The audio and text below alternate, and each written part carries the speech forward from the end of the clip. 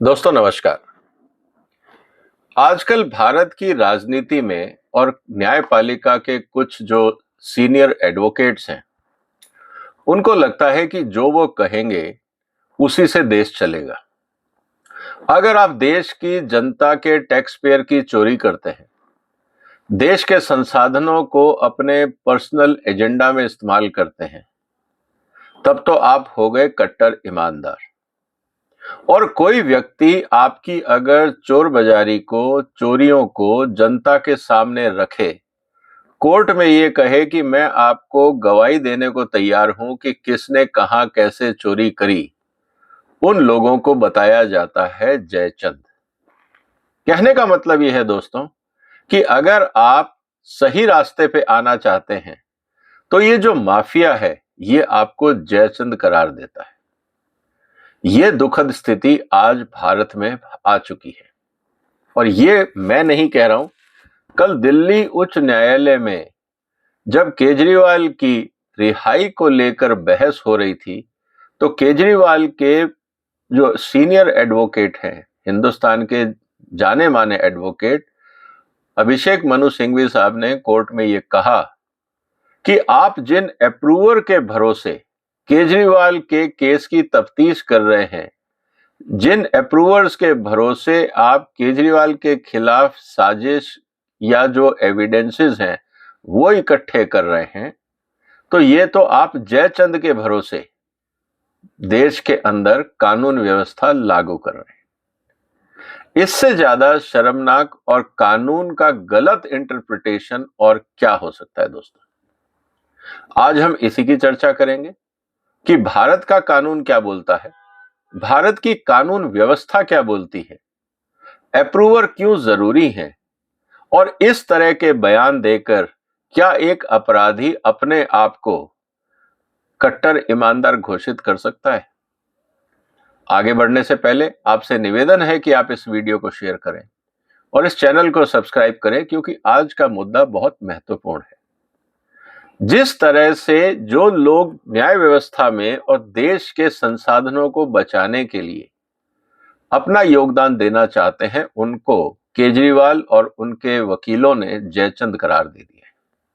अब मैं आपके सामने कुछ उदाहरण रख रहा हूं। मान लीजिए हिंदुस्तान में एक आतंकवादी घटना होती है और एक गुट है जो आतंकवादी घटनाएं करता है। 5-7 लोग मिलकर आतंकवादी घटनाएं करते हैं, उनमें से कुछ लोग पकड़े जाते हैं। अब देश ये जानना चाहता है कि ये आतंकवादी घटना के पीछे साजिश किसने करी। अब साजिश विदेश में भी हो सकती है, कि ही स्लीपर सेल के माध्यम से भी हो सकती है। अब पूरी स्थिति को समझने के लिए या तो राज्य सरकार और केंद्र सरकार अपने रिसोर्सेज लगाए, और शायद हम वहां तक पहुंच भी ना पाए अगर साजिश विदेश में हुई है। और उसी गुट में से अगर कोई व्यक्ति कहता है कि सर मैं आपको सारी साजिश की जो जानकारी है वो बता देता हूं, लेकिन बदले में क्या मुझे माफी मिलेगी, ये एक छोटा सा सवाल है। और अगर न्याय व्यवस्था में इस बात का प्रोविजन है, तो सवाल इस बात का है कि क्या इसमें कुछ गलती है। मैं इसलिए कह रहा हूं कि जो भारत का क्रिमिनल प्रोसीजर कोड है, इसका सेक्शन 306 ये बोलता है कि अगर कोई एकम्प्लिस, मतलब जो उस साजिश में शामिल रहा हो, उस घटनाक्रम में, उस अपराध में शामिल रहा हो, और अपराध में जबरदस्ती नहीं, वॉलेंटरली, मतलब जिसने कहा हो कि मैं आपके घोटालों में साथ देने को तैयार हूं, ऐसे व्यक्ति अगर मन बदल जाता है उनका और उनको लगता है कि नहीं उनसे गलती हो गई, और वो मेन स्ट्रीम में वापस आना चाहते हैं, सुधार करना चाहते हैं अपनी गलतियों का, और वो आके अदालत को ये बोलते हैं कि हम आपको बताना चाहते हैं कि कैसे ये पूरा षड्यंत्र रचा गया, तो क्या ये न्याय व्यवस्था में आगे बढ़ने के लिए, कम टाइम में, कम खर्चे में न्याय दिलाने के लिए और सही गुनाहगारों तक पहुंचने के लिए क्या ये उचित नहीं होगा?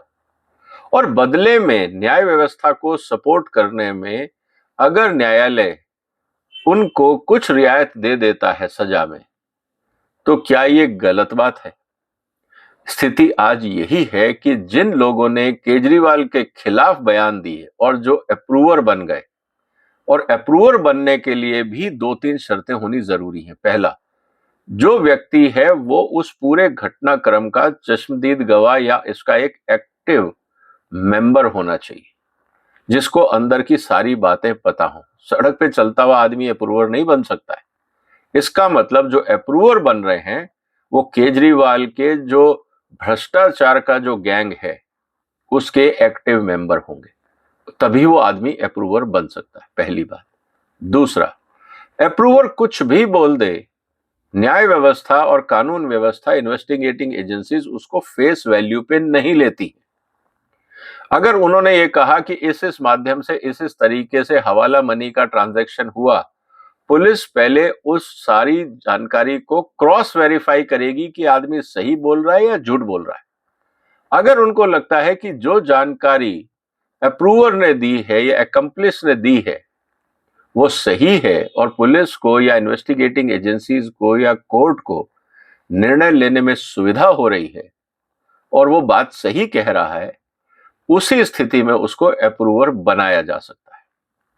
और जब अप्रूवर बनाया जा सकता है तो उसको इस बात की भी जानकारी एडवांस में देनी पड़ती है इन्वेस्टिगेटिंग एजेंसीज को कि आपको किस सजा में कितनी माफी मिल सकती है। आपको सारी माफी नहीं मिलेगी, आप बिल्कुल बेगुनाह साबित हो जाए ऐसा नहीं होगा। हो सकता है कि आपकी 7 साल की सजा 3 साल हो जाए, हो सकता है कि कोई और गंभीर धाराएं आप पे लगी हो उसको डाइल्यूट कर दिया जाए, क्योंकि आपने अब न्याय व्यवस्था की सहायता करी है, आप एक इंपॉर्टेंट विटनेस बन गए हैं। ये बात समझना बहुत जरूरी है। लेकिन केजरीवाल साहब के वकीलों ने कहा कि आप जो केजरीवाल के खिलाफ केस बना रहे हैं वो तो अप्रूवर्स के ऊपर आधारित है। अब सवाल इस बात का है कि अगर पन्नू ने यह बोला है कि मैंने केजरीवाल को और आम आदमी पार्टी को $16 मिलियन दिए हैं, तो इसका मतलब अब यह हो गया कि पन्नू जो भारत में घोषित आतंकवादी है, अब वो केजरीवाल के गैंग का सदस्य था, क्योंकि भ्रष्टाचार मिलके हुआ है। वो खुद बोलता है कि हमने केजरीवाल और आम आदमी पार्टी को पैसा दिया है, तो अब केजरीवाल क्या पन्नू को जयचंद बोलेगा कि आतंकवादी ने जो देश के खिलाफ काम कर रहा है और उस षड्यंत्र में उसने केजरीवाल को भी अपने साथ मिला लिया।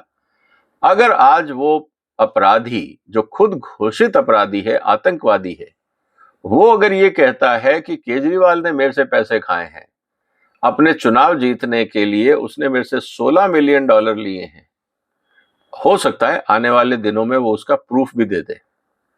उस स्थिति में क्या पन्नू को जयचंद कहा जाएगा केजरीवाल द्वारा, या ये कहा जाएगा कि उसने एक इंपॉर्टेंट एविडेंस दिया है जिस पे कोर्ट को ध्यान देना होगा। अनफॉर्चुनेटली भारत के जो संविधान है और जो भारत की जो न्याय व्यवस्था है उसमें अप्रूवर्स का प्रोविजन है। जैसा मैंने आपसे कहा कि tender of pardon to accomplice, अगर कोई इंफॉर्मेशन देने को तैयार है, एविडेंस देने को तैयार है और वो सही और जिसको ये कहते हैं ट्रूथफुल एंड करेक्ट डिस्क्लोजर और पूरी जानकारी देता है, तो उसको न्याय व्यवस्था कंसेशन देती है। अब केजरीवाल साहब क्या चाहते हैं कि जितने लोगों ने मिलकर देश में भ्रष्टाचार किया, दिल्ली के अंदर, पंजाब के अंदर या बाकी जगह पे भारत की जो इलेक्शन सिस्टम है उसके अंदर भ्रष्टाचार का पैसा डाला गया, राजस्व का नुकसान किया गया अपने फायदे के लिए। सारा पैसा चुनाव में नहीं गया, पर्सनल प्रॉपर्टीज भी खरीदी गई होंगी। जैसे जैसे इन्वेस्टिगेशन आगे बढ़ेगा हमें बहुत कुछ मिलेगा। एक IRS ऑफिसर बैंकिंग सिस्टम का इस्तेमाल नहीं करता है, इलेक्टोरल बॉन्ड्स का इस्तेमाल नहीं करता है, हवाला सिस्टम का इस्तेमाल करता है जैसे आतंकवादी करते हैं, जैसे स्मगलर करते हैं, और अगर उनका कोई भंडाफोड़ करता है तो ये उसको जयचंद बोलते हैं। ये स्थिति आ गई है केजरीवाल के आर्ग्यूमेंट्स के लेवल की और उनके सीनियर लॉयर्स की।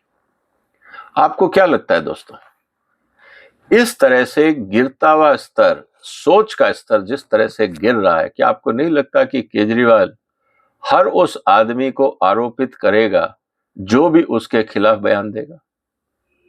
इसका मतलब यह है कि पूरे देश में, पूरी सिस्टम के अंदर एकमात्र आदमी कट्टर ईमानदार है, वो है केजरीवाल। बाकी उसके आसपास के जितने लोग हैं, कल को कविता अगर अप्रूवर बनती है, जो साउथ लॉबी के ट्रेडर्स अगर वो अप्रूवर बनते हैं, तो उन सबको जयचंद डिक्लेयर किया जाएगा। और केजरीवाल, जिसने खुद सबसे बड़ा भ्रष्टाचार किया और ईडी ने कोर्ट में कहा है कि ये किंग पिन है, सबसे बड़ा सरगना तो यही आदमी है जिसने देश के संपत्ति को लूटा है, बर्बाद किया है, इसको हम देशभक्त कहेंगे? क्या उपाधि देना चाहेंगे आप केजरीवाल को? दुख की बात यह है कि चलिए, केजरीवाल की तो समझ अपने लेवल की थी, लेकिन भारत के एक जाने माने वकील, सबसे महंगे वकील, अगर इन शब्दों का इस्तेमाल अप्रूवर्स के लिए कोर्ट में करते हैं, तो क्या ये शोभनीय है? क्या इतना डेस्परेशन हो जाता है एक लॉयर को कि वो अपनी मर्यादाएं लांघ जाए?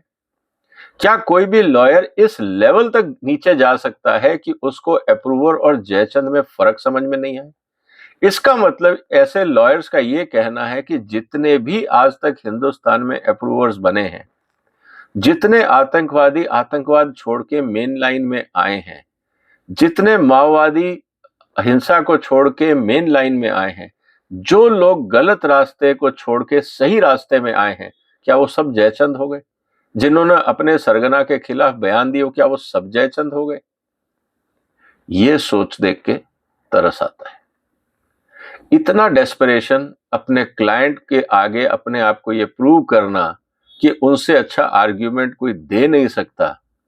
अगर इस आर्ग्यूमेंट का लेवल इतना गिरना है, तो मुझे लगता है कि जो लॉयर इस तरह के, जिसको मैं ये कह सकता हूं, आपत्तिजनक शब्दों का इस्तेमाल नहीं करते, शायद वो ऐसे सीनियर एडवोकेट से फार फार बेटर है।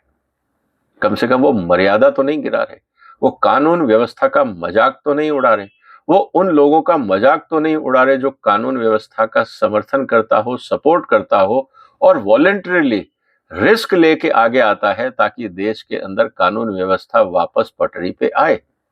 अगर ऐसे लोगों को जयचंद की कहा जाएगा, तो फिर ऐसे वकीलों को क्या कहा जाएगा जो पैसा लेके एविडेंसेस को डिस्टॉर्ट करते हैं, कोर्ट को गुमराह करते हैं, मिसलीड करने का प्रयास करते हैं, एविडेंसेस का गेम बदलने का प्रयास करते हैं?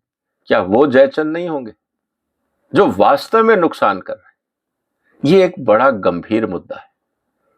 उम्मीद है दोस्तों आप इस मुद्दे पे चर्चा करेंगे, इसकी गंभीरता को समझेंगे कि किस लेवल तक हमारा पॉलिटिकल सिस्टम और लीगल सिस्टम कन्फ्लिक्ट में है, और अगर कोई सही बात करता है, ईमानदारी की तरफ लौटना चाहता है, हम उसको जयचंद कहने को तैयार हैं। क्या इतना लेवल गिर गया है हमारे सीनियर एडवोकेट्स का और हमारे पॉलिटिशियंस का? आपका क्या कहना है दोस्तों इस गंभीर मुद्दे पे? आपको क्या लगता है कि हिंदुस्तान के एक्चुअल जयचंद कौन है? केजरीवाल जैसे लोग, या वो लोग जो केजरीवाल के गुनाहों का भंडाफोड़ कर रहे हैं ताकि देश में न्याय व्यवस्था दोबारा कायम हो और ऐसे अपराधियों को जल्दी सजा मिले, विद एविडेंस सजा मिले, ताकि आने वाली पीढ़ियों को लगे कि हिंदुस्तान में गलत काम करोगे तो सजा मिलेगी, चाहे कितने ही पावरफुल क्यों ना। तो हकीकत में ये बताइए कि जयचंद कौन है?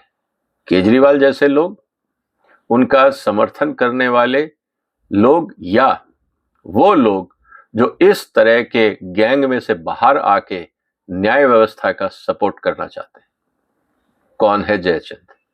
आप अपने विचार कमेंट बॉक्स में लिखिए। इस वीडियो को शेयर करिए, इस चैनल को सब्सक्राइब करिए। फिर मुलाकात होगी एक और महत्वपूर्ण मुद्दे के साथ। तब तक वंदे मातरम।